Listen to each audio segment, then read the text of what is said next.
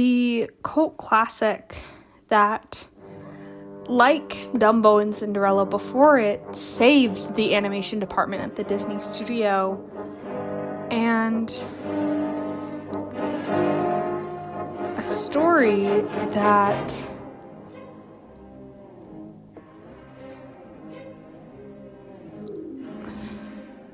is simple yet effective. And also, it is yet another mouse movie. What makes The Great Mouse Detective special, and why is it important in the Disney canon? Hello, my name is Em, and currently I am on a journey where I am watching every single Disney movie in chronological order with my husband and ranking them on a tier list. And before I get into our thoughts, I like to give history just because I think it's really fun to research these movies and to give historical context for these films. Anyway, The Great Mouse Detective was released on July 2nd, 1986. It is based on the series Basil of Baker Street by Eve Titus and Paul Galdone.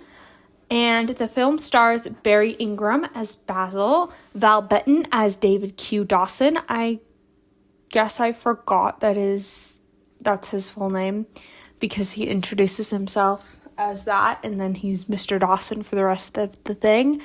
Vincent Price as Professor Ratigan, Suzanne Polacek as, I think that's her name, as Olivia, and this is actually her only film role ever, as she went on to be like a very important athlete. I don't exactly remember what she did, but she did some cool stuff. Look her up.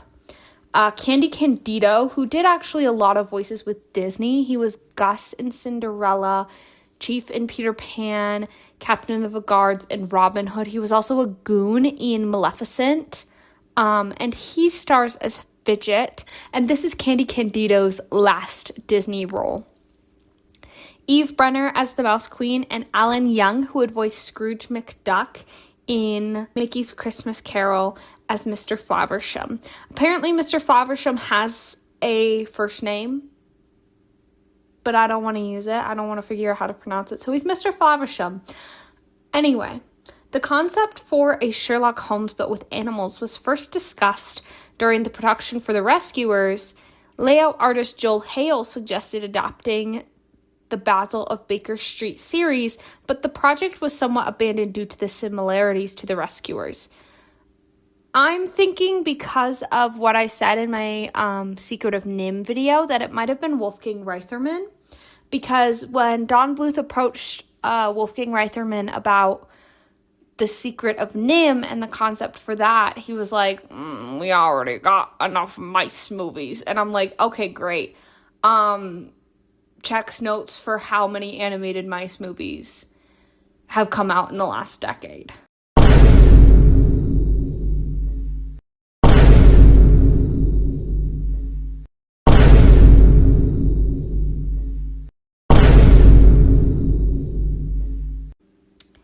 And in 1982, Ron Clements proposed the idea for the Basil of Baker Street project again, pitching the idea alongside story artist Pete Young to Ron Miller, who was the president of the company at the time, and he was also the son-in-law to Walt Disney, and he did actually end up approving the project.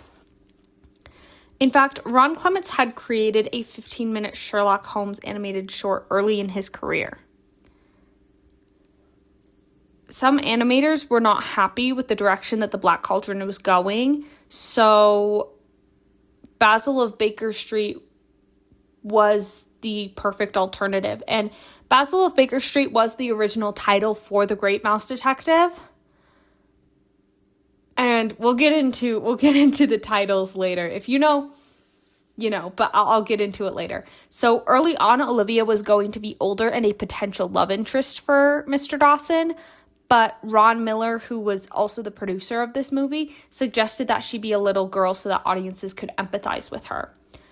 And I actually agree with this change. It kind of seems like the end of the movie where the pretty lady comes in and she's like, I need help, could have been like the concept for what Olivia was originally.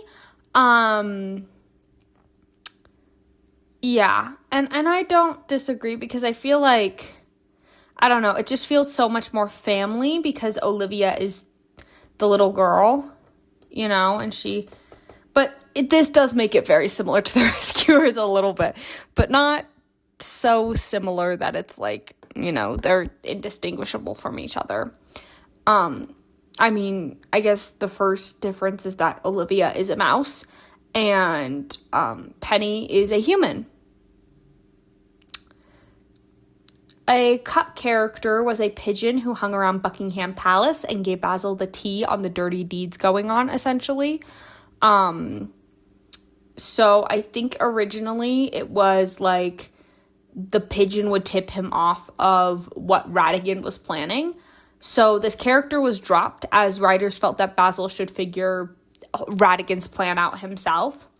When Michael Eisner became CEO and Jeffrey Katzenberg became chairman over the film division, this happened in 1984. They were shown a story reel screening of the unfinished film, and they both complained that the story was slow and ordered rewrites to be done.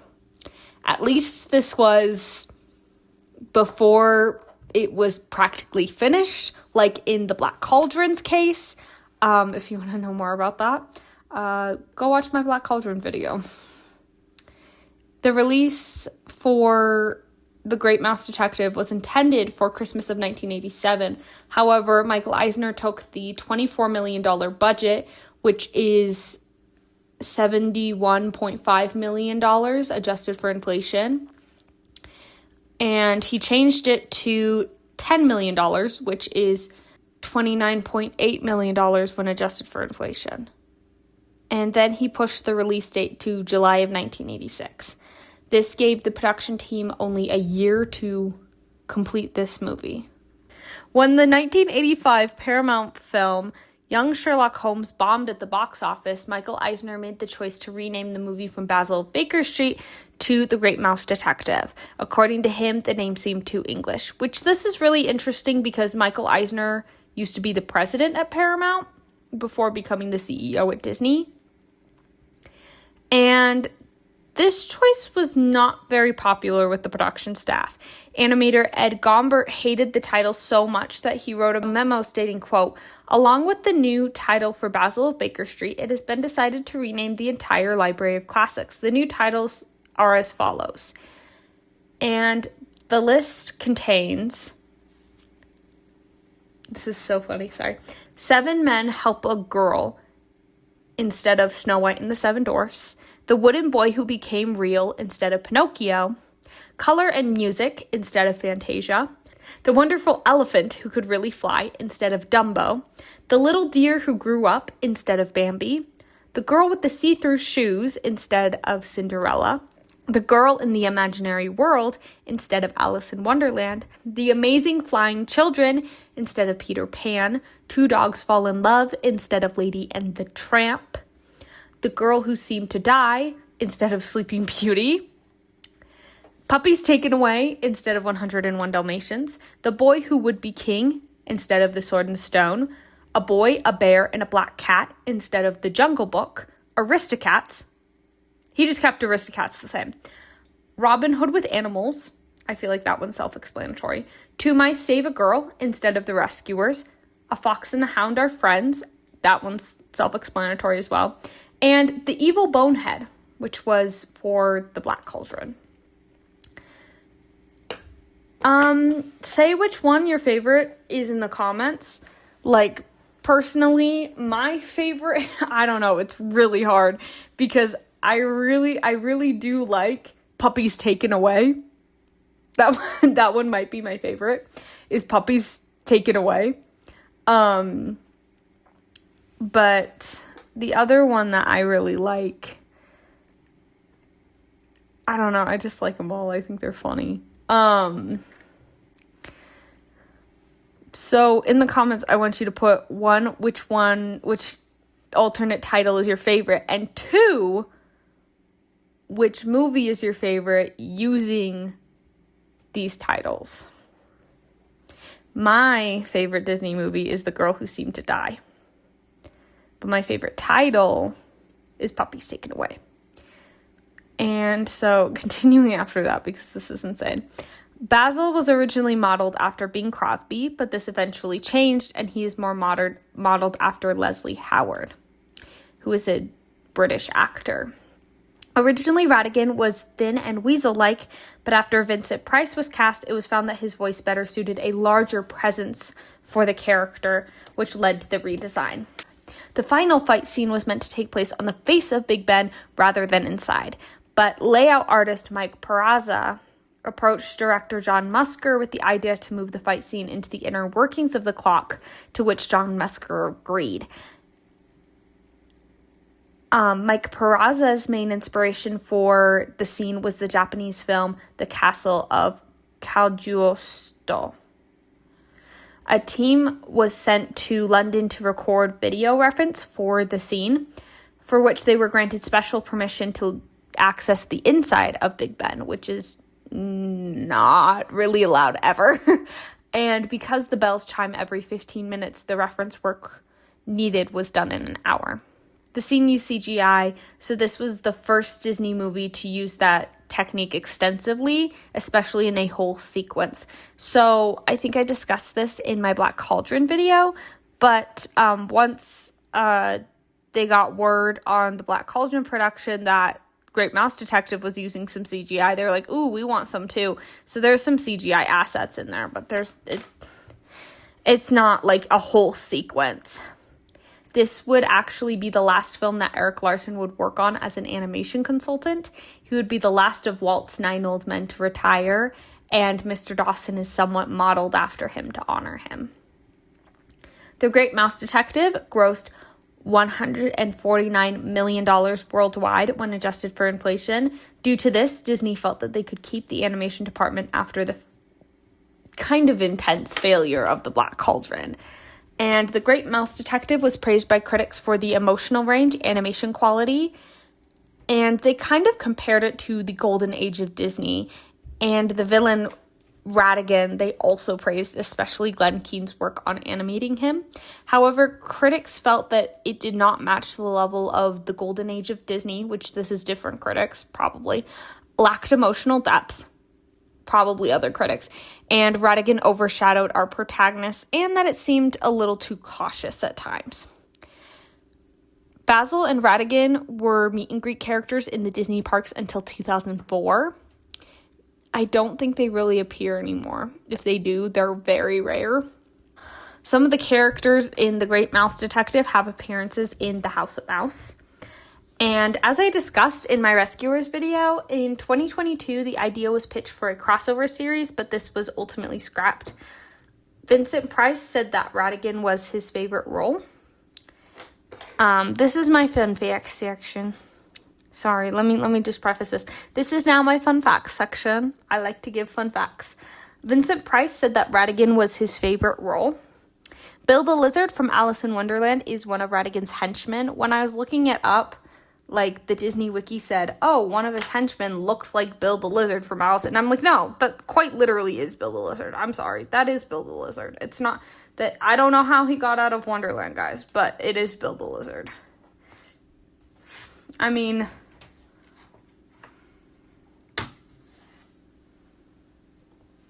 yeah. Toby's growls and barks are reused from Chief in The Fox and the Hound, and his howls are reused from Trusty in Lady and the Tramp. This is the first time traditionally animated characters were put onto a CGI background. And that is all I have for The Great Mouse Detective. So on to my husband and I's thoughts on The Great Mouse Detective. So we just finished The Great Mouse Detective, and I really like this one. I mean, I don't think I owned it as a kid, but I kind of watched it a lot, quite a bit, because it was, I think on, like, streaming or something. Guys, I am young. I gotta say, I'm young, okay? Gotta make that stipulation again.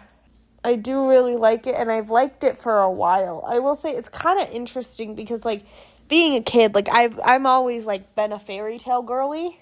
And so it's really interesting that I like this one because it's not really fairy tale adjacent at all. But I was watching and I'm like, This is a solid Disney movie. Yeah, I like it a lot too. I think they're all really good characters. I think that's one of the things I like about it. And I've talked about it in the past. I really like character-driven stories, and I feel like this is one of those where not just Basil, but Dawson and Olivia all kind of are very, and even Professor Ratigan, they're all very, very character-driven characters, if that makes sense. Where it doesn't feel like any aspect of their personality is wasted. We say Professor Ratigan. What do we think Ratigan is a professor of? My knee-jerk reaction is sociology, but I don't know how true that is. That's funny. Yeah, I don't know. I really like it. There's really not much to say about this one. There are parts of it, like, I will say, if you're, like, a really pretty Disney movie person, this movie might not be for you, because there are parts of it that are pretty, but there are also parts of it that aren't very pretty to look at, like, not... I think part of it is because I think it's interesting between, like, this versus, like, The Rescuers. It'd be kind of like if The Rescuers, the only scenes were the bayou. I feel like.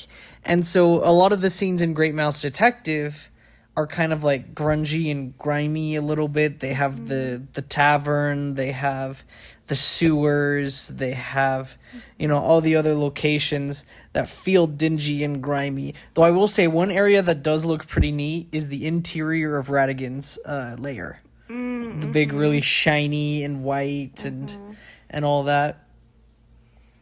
Oh, yeah. We were just talking about kind of like how, like, the masterclass in storytelling of Ratigan's introduction, because all of it is show, not tell, and things just happen. The other thing that I kind of wanted to joke about that I thought was really funny is that Bill the Lizard from Alice in Wonderland is just here for some reason. He's just one of Ratigan's goons, but none of his other goons other than Fidget are like any other animals other than mice. So you got mice, and then you got Fidget, and then you got Bill the Lizard just chilling with them. To me, it gives off the same vibe as, like, the white friend group that has the one black friend.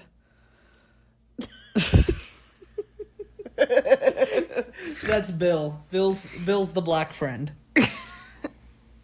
And why is it Stevie from Malcolm in the Middle? Anyway, continuing on.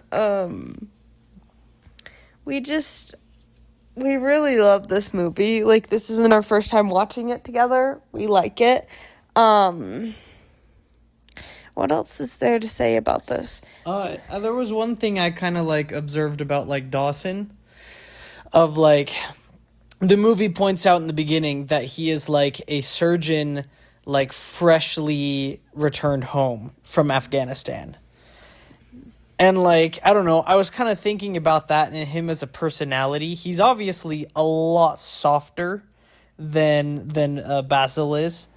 And I think that's so interesting where, like, the scene where he tears up when Olivia gets taken, I think was so interesting because, like, if he was a surgeon in Afghanistan in that time, the surgeons were usually the ones performing amputations. And I tell you, they did not have very good anesthesia at the time, Did you just call it Anastasia? It's anesthesia. Anesthesia, close enough.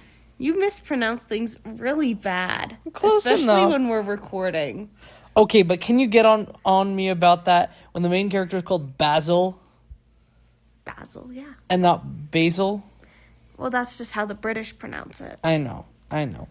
But anywho, without using any anesthetics, he's probably heard some and seen some pretty gnarly stuff as a surgeon. And so to me, it was kind of like, it's very interesting that despite all of the heartache that he has most definitely seen from his background, that, he still chooses to be soft and kind to, like, Olivia and other people. Well, something I pointed out is that he probably saw some children get orphaned in Afghanistan. And that might be the other reason. Is like he might have seen some parents get taken, some parents, killed, stuff like that. And so I think that he might just have that empathy for her for that reason. The other thing I was going to say is I could also see it as kind of like a more literal version of that saying of like, it's better to be a warrior in a garden than a gardener at war, where kind of like he has worked so much now, at least to him, obviously how much it actually affected my society, I don't know, but to him, serving has allowed him to enjoy the peacefulness at home. And so he is able to be kind to people because he understands that, like you said, the other people he has seen, the kids be orphaned, the parents lose siblings or whatnot.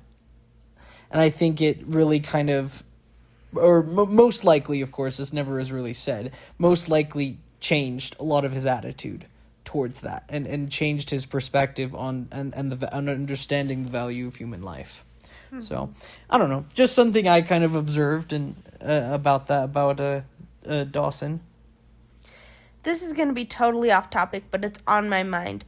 So, there is that little Easter egg in the toy maker shop with Dumbo, but they completely missed an opportunity in my eyes to make it something Pinocchio themed, because Pinocchio also has a toy maker as its setting. Oh, you know what? Yeah, that's kind of true. It would make sense if they had it doesn't need to be as on the nose as like just Pinocchio in the back of the shop. But like maybe one of the puppets from like the Stromboli stage show. Yeah. Something like that. Now granted, it's been a while since we saw Pinocchio. One of the cuckoo clocks from Pinocchio. Mm-hmm. I think I would have noticed. Yeah. Can I tell you the truth? I think I would have noticed. With that many toys in the workshop and that many toys in the other workshop, I don't know if I would notice. There's, I will say, there is a questionable scene. It's like the scene in... there's kind of two. Just one's a lot less than the other. Okay, well, name the two, because I know that the one that we're thinking of, but what's the second one? Well, I was thinking the stage mouse. And then the other one was the Basil's appearance. I don't think it is meant to be like a harmful stereotype of an Asian person.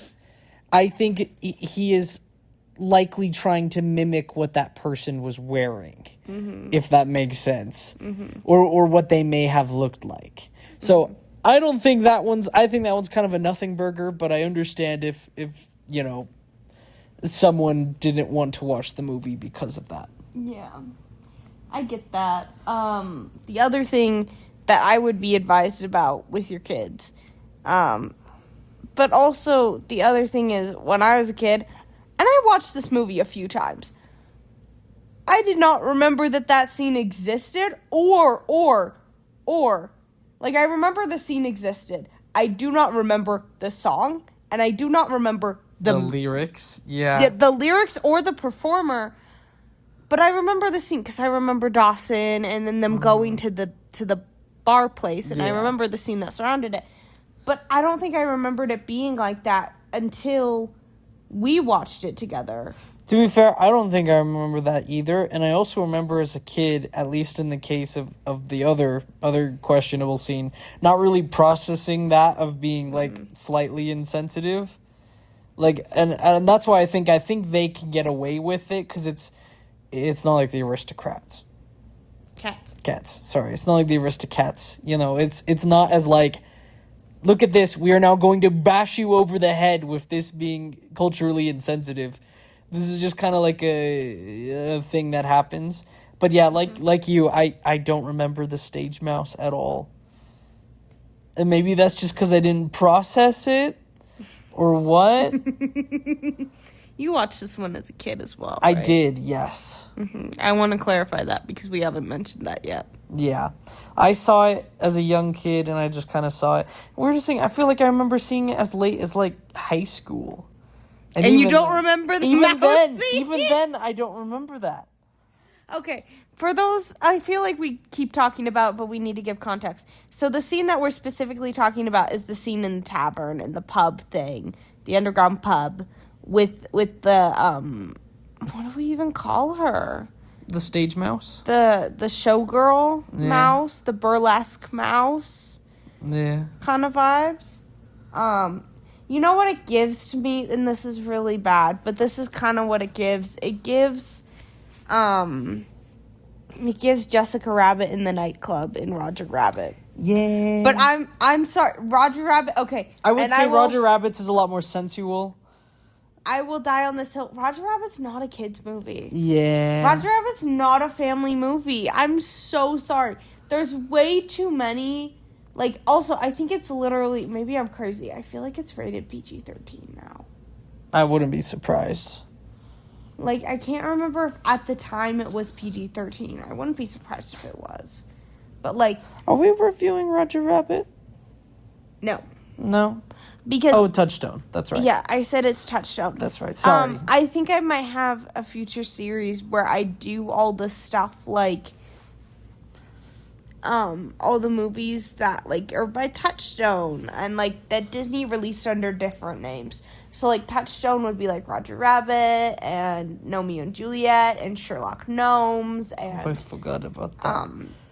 And I made the joke when they're flying over the London Bridge. I was like, look, it's that bridge from not Romeo and Juliet. It's the bridge from Sherlock Gnomes. I made the joke that it's the one from Spider-Man Far From Home, but... Yeah. I made the joke first. Yeah, then I made it better. You laughed much harder at mine than you did yours. Because you didn't laugh at mine. And also, somebody asked me if I was going to do Brave Little Toaster. So that's Hyperion Pictures, actually, technically. Oh, I thought that was Don Bluth. Yeah. It seems like it is, but it's not. Oh. Brave Little Toaster's not. Yeah.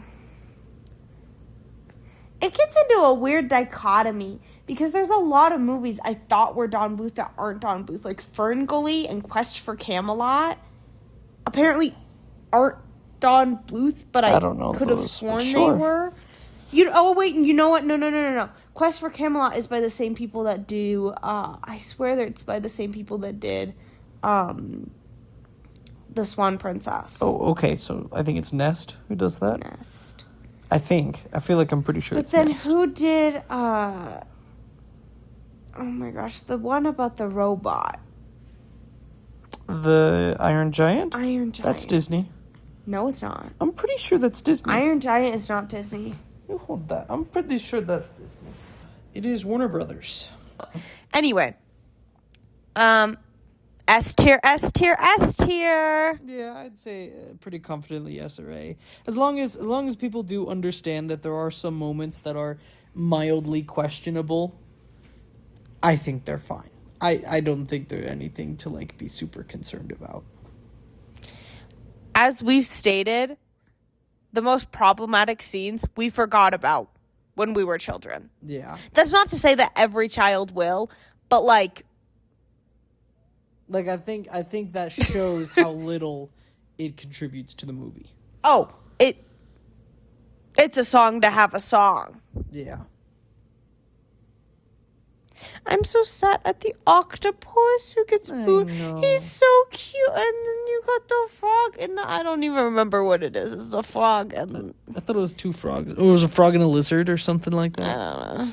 Yeah. Two types of critters like that of the lizard and lizard-like persuasion.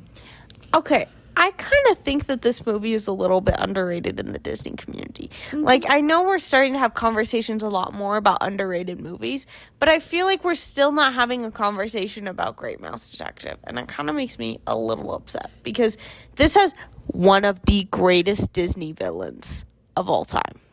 True. I like Red again. Mm-hmm. Like, I feel like I think what makes Ratigan so good is he's well, I mean, okay, he's technically depicted as being really smart, but he doesn't really do anything that makes you like convinced of that, like how it is with Basil. But he does have a very He Harvard scandaled himself. He paid to get his degree. well, what I was gonna say is like I feel like what he lacks in the things that are told about him, at least that he lacks to show, he instead shows with his grandiose, like delusions of grandeur type of attitude that I think make him a really fun villain to watch. He's not the most powerful, he's not the most scary at the end of the day, but he is just really cool. He's really fun to watch. I think the craziest thing is that they never did anything else with these movies. Like, they could have totally made a sequel, whatever. I thought they did make a sequel. Oh. I just don't think it was that popular. I mean, we'll see, but I just don't think it's ever really been popular enough. I mean, I would watch a series of, an animated series of adventures, I don't care. Listen, I'll watch shows that are geared towards more of a younger audience, like DuckTales and stuff like that. Like, I've watched that. It's cool. And, like, even before the reboot started, I would watch DuckTales a little bit. Mm-hmm. Okay, I was about to say this is how old I am, but this actually may be how young I am. When I was a kid, we would get Netflix DVDs in the mail. And so we'd get DVDs of the DuckTales series, the original, in the mail through Netflix. I've been meaning to rewatch it, so we should watch it together. Okay. Anyway, do you have any last words? Oh, Ratigan. Oh, Ratigan. Trying to remember the line. Is it the greatest of all time? And I don't remember the lyrics. Do you know the lyrics? No, because I thought you were going to sing a completely different song. What song did you The want? goodbye song, where he goes, goodbye. Oh, yes, I don't remember how that one goes. He's like, goodbye, so long. Oh my gosh, okay. This is something I want to address before we close out. This is our third mouse movie of 4 mice movies practically in a row. We took a break. And we had Fox and the Hound and Black Cauldron. No. So we had Fox and the Hound between Rescuers and Secret of NIMH, and then we had Black Cauldron between Secret of NIMH and Great Mouse Detective. But we, in the last few weeks, we watched 3, in the last month, we have watched 3 mice movies. I'm all up for it. I'm like, yeah, feed me more mice movies. And I was like, because they disapproved of Secret of NIMH, and Wolfgang Reitherman literally told Don Bluth, oh, we already have Mickey Mouse and we just made the Rescuers. Guess what? You make the Great Mouse Detective 2 movies after the Rescuers. Yep. Make that make sense to me. He was just not paying attention. He just signed it off. It's like, great detective. Yeah. I think he retired actually before this, but still funny. I mean, surely he was around in the concepting stage. I don't know. Because between this and Secret and NIMH, what is it, less than a year? No. No. Oh my gosh. What year are we at in time? 1986? We're in the 80s already? I've not been paying attention. Yeah, you have not been paying attention at all. Mm-hmm. So Secret of NIMH was in 82, so this is 4 years before. Okay. 4 years after Secret of NIMH. Ratigan. Oh, Ratigan. The world's greatest rat. Don't let him hear that. Mm-hmm. Don't let him hear you say that. Anyway, thank you so much for liking. Thank you so much for commenting. And thank you so much for subscribing. Yeah, I enjoy doing all of this. And next time you will see my Don Bluth tier list for An American Tail. So that's up next. And thank you so much for all of the love on my my Secret of Nim video. So welcome if you're new, because we got quite a few new subscribers from that. So welcome to whatever this is. Feed me more mice movies. Yeah! I'm sorry, after An American Tail, I'm not gonna have any for a while. actually, we're gonna have The Rescuers Down Under. Yeah! Anyway, do you have any last words? Thank you. Please subscribe. If you are watching this and you've gotten all the way to this point, write the name of your... okay, so if you had a pet mouse growing up, write their name in the comment and tell us some funny story behind them. If you didn't have a mouse growing up, comment what you would name them and make up a funny story about them.